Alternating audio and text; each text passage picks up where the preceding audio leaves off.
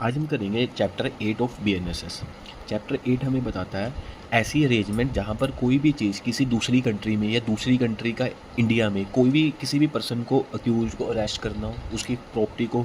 Attach करके उसको forfeit करना हो, वो सारा उसका प्रोसीजर बताता है कि अगर इंडिया वो अगर कभी किसी सिचुएशन में किसी बाहर जो बंदा यहाँ का अक्यूज है वो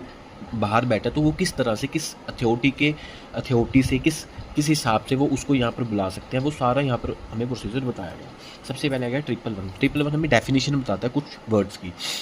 ये क्या कहता है, कॉन्ट्रैक्टिंग स्टेट। कॉन्ट्रैक्टिंग स्टेट का मतलब ये हो गया कि जैसे इंडिया को कोई यूएस में है जो बंदा, उसको चाहिए कि ये हमारे यहाँ पर अक्यूज है, तो जो यूएस है ना वो कॉन्ट्रैक्टिंग स्टेट होगी कि हम उस कंट्री से अगर किसी बंदे को हमने यहाँ लेके आना तो वो किस हिसाब से हम उससे जो हमारी ट्रीटीज़ है, हमारी जो भी कुछ है, अगर सेंट्रल गवर्नमेंट ने कोई मैकेनिज्म बनाया है तो वो उस हिसाब से उसको फॉलो करेंगे, वो होगी कॉन्ट्रैक्टिंग स्टेट, क्योंकि हमें यूएसए से अपना बंदा मंगवाना है क्योंकि इस बंदे ने क्राइम किया। सेकंड आ गया आइडेंटिफाइंग ये हो गया कि अगर किसी अक्यूज ने कोई ऐसे क्राइम किया, वो उस क्राइम से उसको प्रॉपर्टी उसने बनाई है, तो वो ये कहते हैं कि जो ऑफिसर होंगे ना उसको आइडेंटिफाई करेंगे कि ये जो प्रॉपर्टी है ये कैसे एग्जिस्ट करती है, वो किस हिसाब से वो जो अक्यूज किया उस किसी क्राइम से रिलेटिंग है ये, या किस चीज़ से रिलेटेड है, तो उस चीज़ को आइडेंटिफाई करेगा सब इंस्पेक्टर रैंक का पुलिस ऑफिसर। आगे आ गया clause C, proceed of crime में ये चीज़ होगी कि अगर आपने कोई क्राइम किया और आपको वहाँ से कहीं से भी इनडायरेक्टली या डायरेक्टली वे से आप उस प्रॉपर्टी को किसी क्राइम से आप लेके आए हो, अपने नाम पे करवाई है या आपको वो मिली है, तो वो हो गया कि प्रोसीड ऑफ क्राइम, कि आपको जो भी क्राइम से आपको कोई भी प्रॉपर्टी मिली है या आपने खरीदी बेची कुछ भी डायरेक्टली इनडायरेक्टली वे से, ये वो बताता है। आगे आगे क्लोज डी, प्रॉपर्टी यहाँ पर कोई भी हो सकती है, tangible, intangible, movable, immovable, corporeal या इनकॉर्पोरियल, किसी भी हिसाब से प्रॉपर्टी हो सकती है। ठीक है, ये जरूरी नहीं है कि ये सिर्फ मूवेबल प्रॉपर्टी हो, ये किसी भी हर किसी प्रॉपर्टी की बात कर रहा है ये चैप्टर।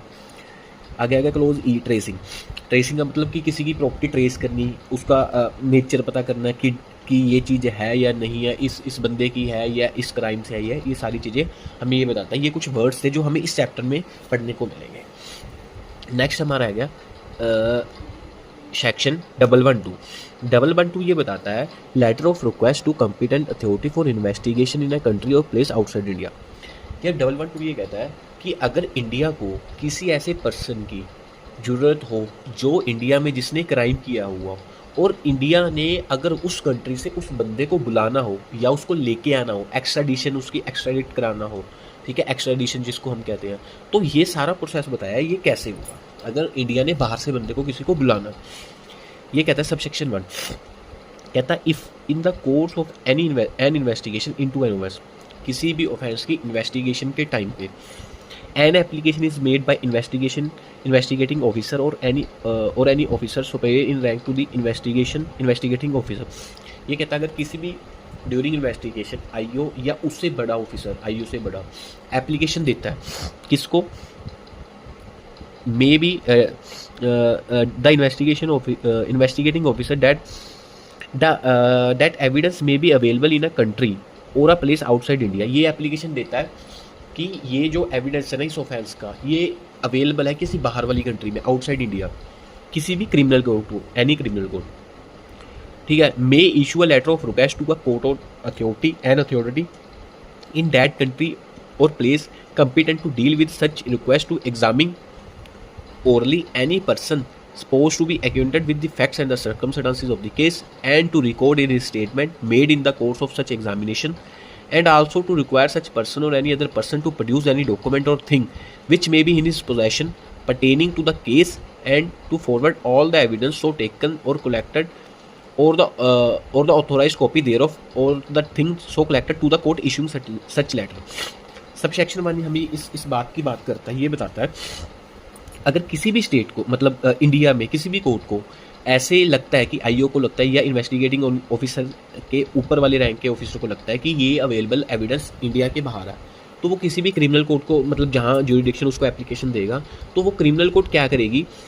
एक लेटर ऑफ रिक्वेस्ट निकालेगी उस कोर्ट को जहाँ पर ये बंदा अवेलेबल है, जहाँ पर एविडेंस है, या किसी भी अथॉरिटी को जो सेंट्रल गवर्नमेंट ने डिटरमाइन किया कि इस जो भी उसका मैकेनिज्म होगा उसको देगी, और वो जो कोर्ट है ना उसको उस बंदे को ऐसे, मतलब सारा ऐसे रिकॉर्ड करी जो भी प्रोसेस होगा, कि आपका एविडेंस जो जो उसमें लेटर ऑफ रिक्वेस्ट में लिखा हुआ कि इस हिसाब से इस बंदे का एविडेंस चाहिए, तो वो सारा वो कर कुर के सारा एविडेंस कलेक्ट करके उसकी डेपोजिशन लेके एग्जामिन उसको करके एविडेंस कोई भी अगर मिला, कोई डॉक्यूमेंट मिला, कोई भी चीज़ मिली, उसको वो फॉरवर्ड करेगी किसको, जिस कोर्ट ने उसको लेटर ऑफ रिक्वेस्ट भेजा था। ये सबसे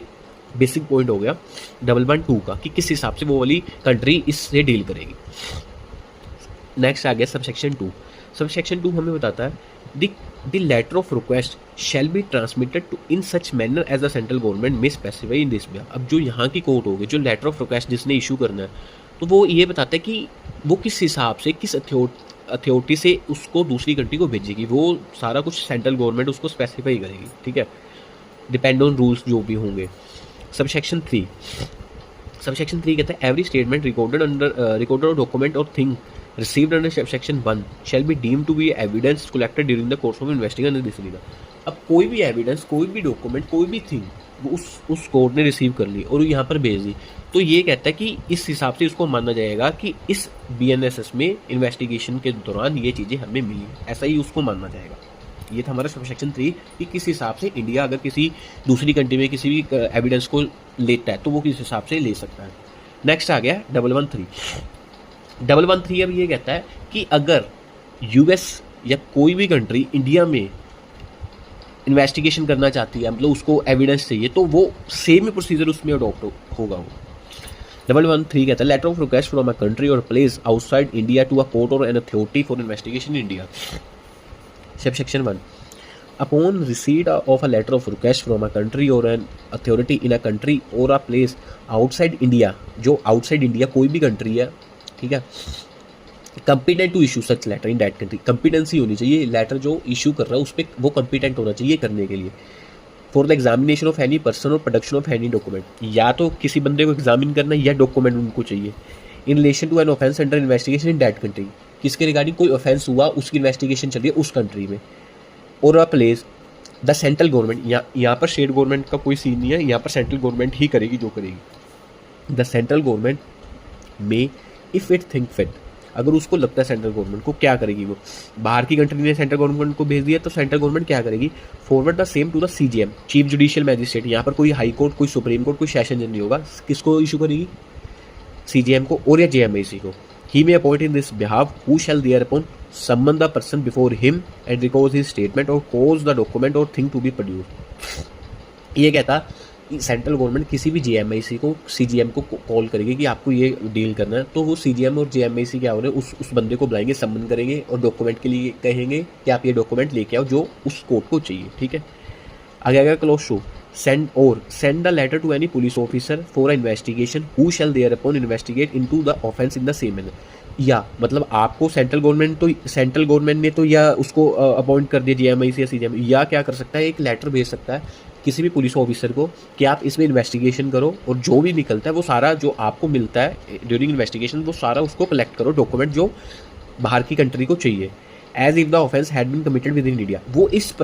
तरह से वो डील करेंगे बाई दिस सिचुएशन कि आपको ऐसा करना है कि ये ऑफेंस इंडिया में ही हुआ है, उस हिसाब से आपको सारा इन्वेस्टिगेट करना है या उसकी स्टेटमेंट रिकॉर्ड करनी है या कोई भी सर्च सीजन जो भी करना है, आपने वैसा करना है कि ये ऑफेंस इंडिया में ही हुआ है।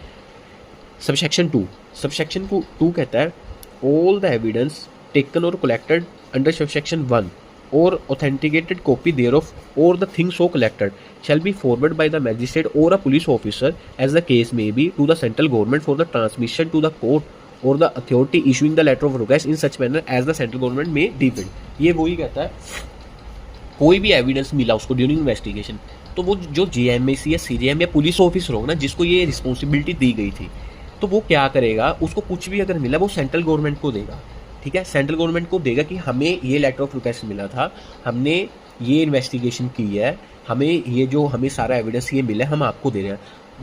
वो सेंट्रल गवर्नमेंट आगे उसको ट्रांसमिट करेगी जिस कंट्री ने उसको लेटर ऑफ रिक्वेस्ट भेजा था, ऐसा जो भी उनका रूल एंड रेगुलेशन होगा। तो ये हमारा सेक्शन 113 था कि किस हिसाब से, कि किस तरह से जो बाहर की गवर्नमेंट है अगर उसको इन्वेस्टिगेशन करनी है इंडिया में आके तो वो कौन कर सकता है, कैसे कर सकता है, ये हमारा था 113।